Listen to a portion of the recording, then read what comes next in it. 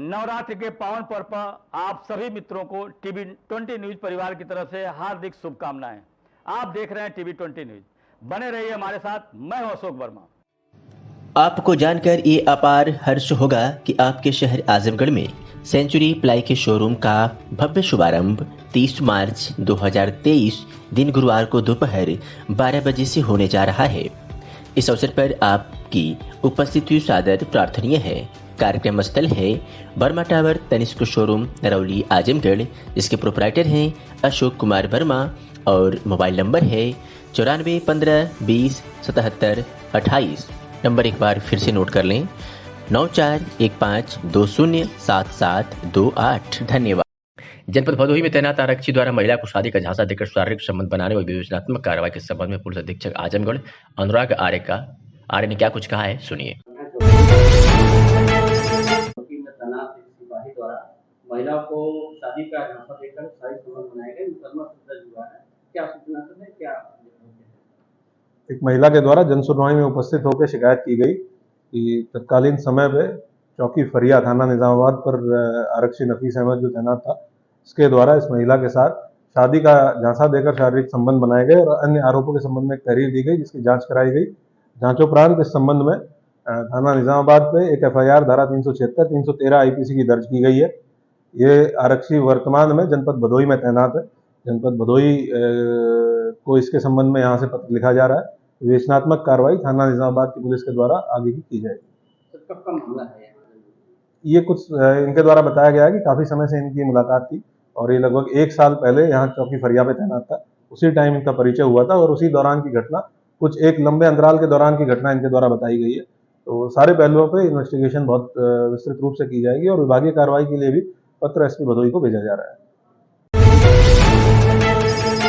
लगभग 1 वर्ष पूर्व अभियुक्त अतीक उर्फ छोटक पुत्र इसराइल निवासी कस्बा मेहनगर द्वारा बहला फुसलाकर अश्लील वीडियो बना लिया, जो मेरी पौत्री को दिखा कर धमकी देता था। कई बार 10,000 रुपए 15,000 रुपए करके लगभग 5 लाख रुपए ले चुका है। मेरी पौत्री यह रुपया मेरे कपड़े की 3 दुकानों से के गल्लों से चुरा कर देती थी, जिसमें अतीक उर्फ छोटक का सहयोग ओसामा पुत्र इसराइल, सरजीत पुत्र इसराइल व सलमान पुत्र अज्ञात करते थे। इन लोगों के डर की वजह से मेरी पौत्री ने स्कूल जाना बंद कर दिया था। उक्त लोग रास्ते में स्कूल जाते मेरी पौत्री के साथ छेड़खानी करते थे।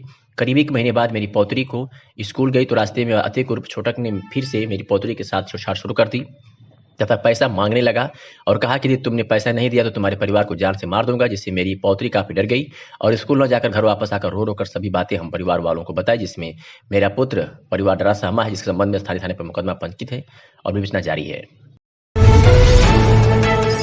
आपको बता दें, चल रहे कार्यों का परीक्षण भी किया गया।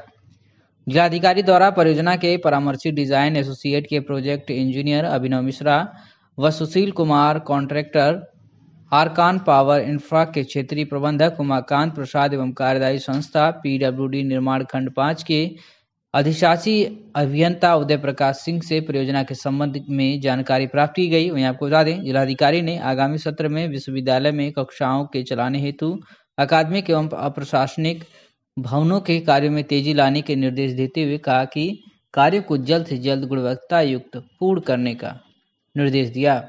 इस अवसर पर अतिरिक्त मजिस्ट्रेट जल राजन चौधरी सहित संबंधित अधिकारी उपस्थित रहे।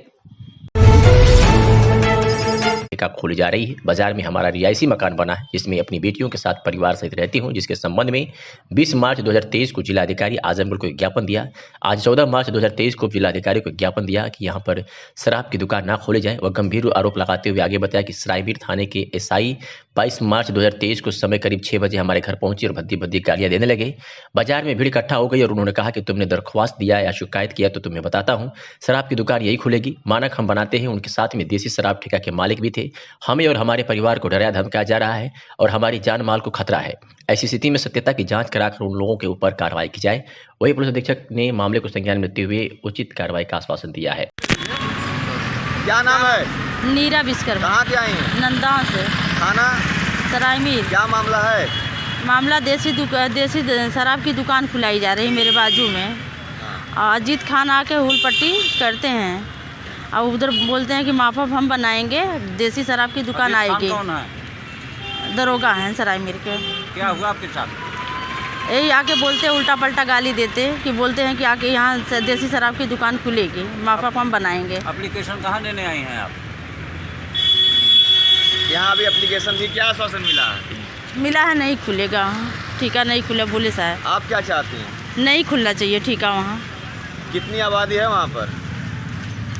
18 जन, सब लोग इधर एप्लीकेशन दिए सरायमीर थाना पे। का खोली जा रही है। बाजार में हमारा रिहायशी मकान बना है जिसमें अपनी बेटियों के साथ परिवार सहित रहती हूं, जिसके संबंध में 20 मार्च 2023 को जिलाधिकारी आजमगढ़ को ज्ञापन दिया। आज 14 मार्च 2023 को जिलाधिकारी को ज्ञापन दिया कि यहां पर शराब की दुकान ना खोले जाए। वह गंभीर आरोप लगाते हुए आगे बताया कि सरायमीर थाने के एसआई 22 मार्च 2023 को समय करीब 6 बजे हमारे घर पहुंचे और भद्दी भद्दी गालियां देने लगे।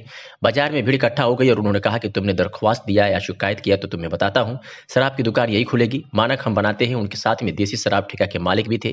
हमें और हमारे परिवार को डराया धमकाया जा रहा है और हमारी जान माल को खतरा है। ऐसी स्थिति में सत्यता की जांच कराकर उन लोगों के ऊपर कार्रवाई की जाए। वही पुलिस अधीक्षक ने मामले को संज्ञान में लेते हुए उचित कार्रवाई का आश्वासन दिया है। क्या नाम है? नीरा विश्वकर्मा। कहाँ से आई हैं? नंदाओं से। थाना सरायमीर। क्या मामला है? मामला देसी शराब की दुकान खुलाई जा रही मेरे बाजू में। अजीत खान आके हुल पट्टी करते हैं और उधर बोलते हैं कि माफा हम बनाएंगे, देसी शराब की दुकान आएगी। कौन है? दरोगा हैं सरायमीर के। क्या हुआ आपके साथ? यही आके बोलते उल्टा पल्टा गाली देते कि बोलते हैं कि आके यहाँ से देसी शराब की दुकान खुलेगी, माफा हम बनाएंगे। एप्लीकेशन कहाँ देने आई हैं आप? यहाँ अभी एप्लीकेशन दी, क्या आश्वासन मिला? मिला है नहीं खुलेगा, ठीका नहीं खुला बोले साहब। आप क्या चाहती हैं? नहीं खुलना चाहिए ठीका वहाँ। कितनी आबादी है वहाँ पर? 18 जन, सब लोग इधर एप्लीकेशन दिए सरायमीर थाना पे। उसने अपने प्रार्थना पत्र में कहा है कि प्रार्थी के गांव के निवासी कन्हैया नगीना पत्नी कन्हैया और कन्हैया के 2 नाती गुलशन और बाबू पुत्र अज्ञात द्वारा आज लगभग 12 बजे दिन में प्रार्थनी व प्रार्थनी के पूरे परिवार वालों को नाले के विवाद को लेकर गाली व जान से मारने की धमकी दी गई है। किंतु प्रार्थनी ने झगड़ा से बचने के लिए अपने ही गांव में कुटिया पर हो रहे भंडारे में अपने पति व बेटी शमशेर के साथ चली गई। लेकिन 1 घंटे बाद उपरोक्त गुलशन चौहान प्रार्थनी की बेटी सविता चौहान घर में घुसकर छेड़खानी करने लगा। जब सविता द्वारा इसका विरोध किया गया और शोरगुल के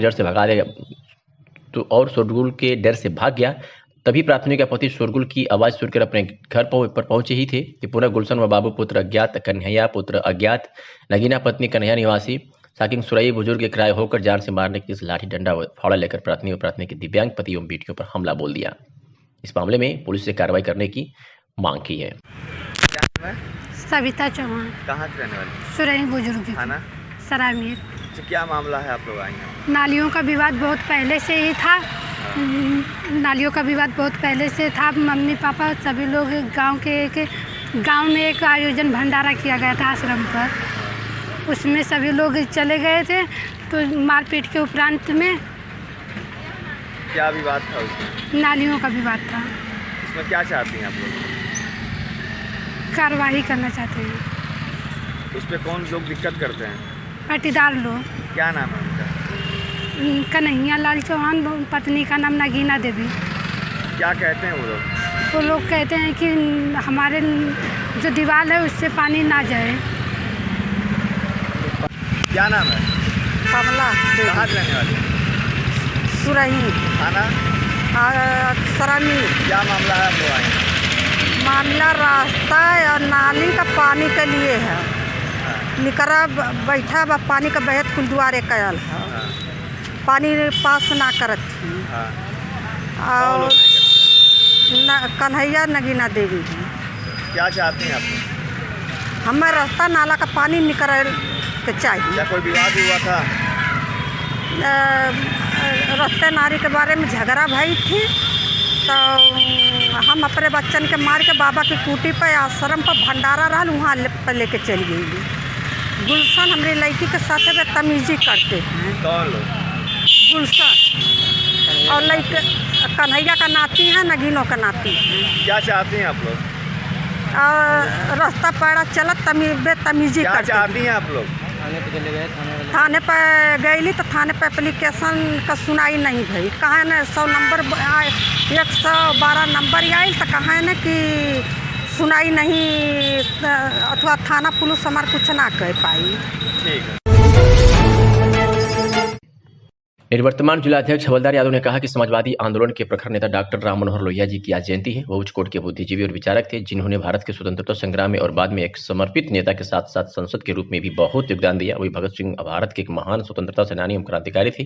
चंद्रशेखर आजाद व पार्टी के अन्य सदस्यों के साथ मिलकर उन्होंने भारत की स्वतंत्रता के लिए अभूतपूर्व साहस के साथ शक्तिशाली ब्रिटिश सरकार का मुकाबला किया।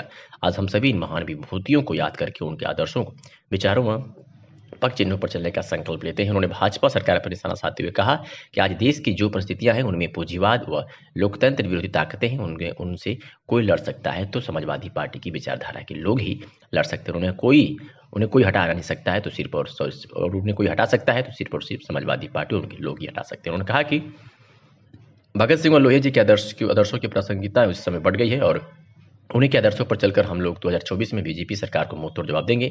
इस दौरान भारी संख्या में समाजवादी पार्टी के नेता, विधायक, पदाधिकारी मौजूद थे।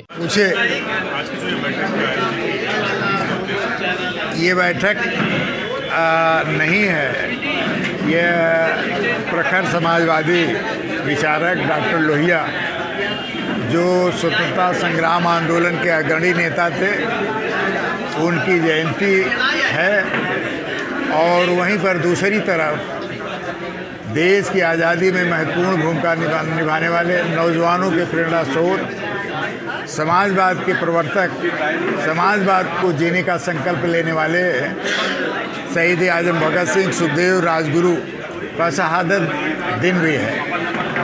आज हम सब लोग उनको याद करके उनके आदर्शों पर चलने, उनके विचारों पर चलने का संकल्प लेते हैं।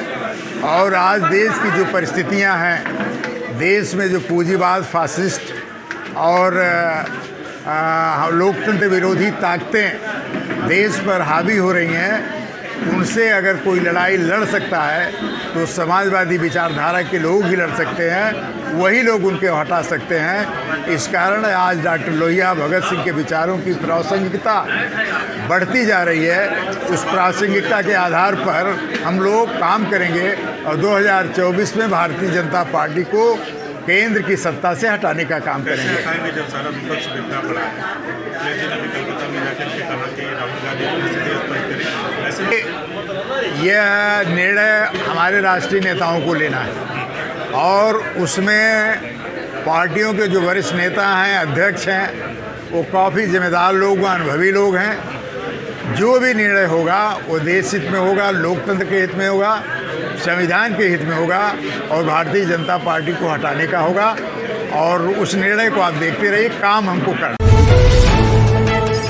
सम्मति से संध्या सिंह को संगठन का जिला अध्यक्ष चुना गया, जहां सभी ने फूल माला पहनाकर स्वागत किया। इस दौरान विभिन्न मदों के रुके मानदेय के भुगतान की मांग को जुलूस निकाला गया। वहीं औसर डीएम कार्यालय पर जमकर प्रदर्शन किया गया। कार्यकर्ताओं ने कहा कि उनका मानदेय व विभिन्न मदों से मिलने वाली धनराशि बकाया है, लेकिन आज तक उसका भुगतान नहीं हुआ है। उन्होंने कहा कि अगर लंबित पड़ा भुगतान नहीं मिला तो वे आंदोलन करने के लिए बाध्य होंगी। मीडिया से बातचीत करते हुए क्या कुछ कहा आशा कार्यकर्ताओं ने, सुनी। अपना परिचय दे दीजिएगा। मेरा नाम संध्या सिंह है। आज आप लोग यहाँ पे एकत्रित किया है? हम लोग एकत्रित इसलिए हुए हैं कि इसके 2 वर्ष पहले मैं आशा बहु कल्याण समिति की जिलाध्यक्ष थी और प्रदेश अध्यक्ष सीमा सिंह के द्वारा जब पैसे की बार बार डिमांड होते रहे तो मानसिक परेशान होने के नाते मैंने उनका संगठन छोड़ दिया है। और आज मैं श्रीमती चंदा दीदी के ऑल इंडिया संगठन में, ऑल इंडिया आशा बहु कार्यकर्ती कल्याण सेवा समिति के संगठन में मुझे जिलाध्यक्ष पद पर नियुक्त किया गया है। और मैं ये समस्त बहनों को पूरा दिल से आश्वासन देती हूँ कि जैसे मैंने बीते 2 वर्ष में ईमानदारी से संगठन का निर्वहन किया है, मैं आगे भी संगठन का निर्वहन करूँगी। और मेरे कार्यकाल में मेरे जितने भी अधिकारी हों, चाहे मुख्य चिकित्सा अधिकारी हो, चाहे एडिशनल सीएमओ हो, चाहे बीसीपीएम हो, चाहे जो भी अधिकारी हो, उनका सम्मान था और सम्मान रहेगा। उसके साथ साथ जो मेरे बहनों का लंबित भुगतान है वह मैंने कहा भी और ज्ञापन भी दिया है। मेरा निवेदन है हमारे माननीय डीएम साहब जी से और मुख्य चिकित्सा अधिकारी महोदय से कि जल्द से जल्द उनका भुगतान कराएं और हमारी आशा बहनों का अधिकारियों द्वारा जो सम्मान होना चाहिए वो सम्मान दिलाएं। परिचय दे दीजिए अपना। मैं ऑल इंडिया की राष्ट्रीय अध्यक्ष चंदा यादव। आज आजमगढ़ आगमन हुआ है, आपका क्या कहना चाहेंगे? आगमन हमारा इसलिए हुआ कि हमारी बहनें काफ़ी दिन से परेशान हैं। जो प्रदेश स्तर की हमारी कमेटी थी, उनका नियम कानून जो भी था, उनका बोल भाषा व्यवहार वो अच्छा नहीं रहा और बहनें काफ़ी दिन से परेशान थी, इसलिए मुझे आना पड़ा। मैं जिला अध्यक्ष का नहीं दे सकते हैं, लेकिन आज ऐसी समस्या आ गई कि हमारी प्रदेश स्तर की जो कमेटी है सही नहीं रही और बहनें बहुत दुखी हुई और यहाँ बहुत विरोध चल रहा था, अपने में उलझ रही थी। इस समस्या को लेके आज मुझे संध्या सिंह को जो है ये जिला अध्यक्ष का यहाँ से मैं अपना प्रमाण पत्र देकर इनके मनोबल को बढ़ाना है। बहनों का हम चाहते हैं मनोबल को गिराना नहीं है। बहनें हमारी हैं, अधिकारी आज यहाँ हैं, अधिकारी कल कहीं और ड्यूटी करेंगे, लेकिन बहनें हमारे साथ में रहेंगे। तो हम बहनों के साथ हैं। बहनों की जो पीड़ा है, समस्या है, उसका निदान करने के लिए आज किस तरह से निदान किया जाएगा? निदान प्रमुख मांगे हैं जो भी हमारी मांगे हैं, इनको जिला अध्यक्ष का जो है हमने प्रमाण पत्र दिया है, इनको यहाँ से घोषित किए हैं कि ये आजमगढ़ जिला संगठन को मजबूत करने के लिए इनको जिम्मेदारी दिए हैं। और इनकी जो मांग है कि जो केंद्र और राज्य से जो हमको भुगतान मिलना है, वो भुगतान सही तरीके से नहीं मिल रहा है। जो राज्य सरकार द्वारा हमके 1500 रुपया केंद्र और राज्य दोनों मिलके दे रही थी, वो पैसा काफी दिन से लंबित है, वो पैसा नहीं आ रहा है और कुछ थोड़ा बहुत भुगतान ये लोग कर रहे हैं। उसलिए जो है केंद्र और राज्य को ज्ञापन दिया गया है और पैसे की बात चल रही है, इनका भुगतान भी दिलाना है। और हम लोग का 18 अप्रैल को जो है ये एक बड़ा आंदोलन जो है भुगतान को भी लेके, और सरकार हमको वेतन अब राज्य कर्मचारी का दर्जा दे, वेतन दे, इस मांग को लेके जो है 18 अप्रैल को दिल्ली में आंदोलन है और 26 अक्टूबर को लखनऊ में है। शहीद आजम के चित्र पर पुष्प अर्पित कर उन्हें याद किया। कार्यक्रम का आगाज भारत माता की जय और वंदे मातरम गीत से हुआ। कार्यक्रम का मंच संचालन शायर और संगीतकार आदित्य आजमी ने किया और इन्हीं के साथ हास्य कॉमेडी आलोक लहरी ने अपना कर्तव्य दिखाई। सुरन कार्यकर्ताओं व पदाधिकारियों को अंग वस्त्र देकर सम्मानित किया गया। संगठन के केंद्रीय अध्यक्ष रणजीत सिंह ने अब सभी आगंतुकों का आभार व्यक्त करते हुए कहा कि शहीद आजम भगत सिंह, राजगुरु और सुखदेव के बलिदान की पूर्ति नहीं कर सकता। उन्होंने कहा कि मत लाशों पर फूल चढ़ाओ, जीते जी श्रृंगार करो। कार्यक्रम के दौरान समाज के लिए अपना पूरा जीवन सेवा में लगाने वाले वक्तव्य विकास केंद्र बिंदु भगत सिंह के विचारों से ओतप्रोत गिरिजेश तिवारी को सम्मानित किया गया। एडवोकेट प्रद्युम्न मनोज द्वारा संगठन के सचिव इंजीनियर सुशील यादव को विश्वरत्न बाबा साहब डॉक्टर भीमराव अंबेडकर का चित्र देकर सम्मानित किया। इस मौके पर डॉक्टर हरगोविंद विश्वकर्मा सहित तमाम लोग मौजूद रहे।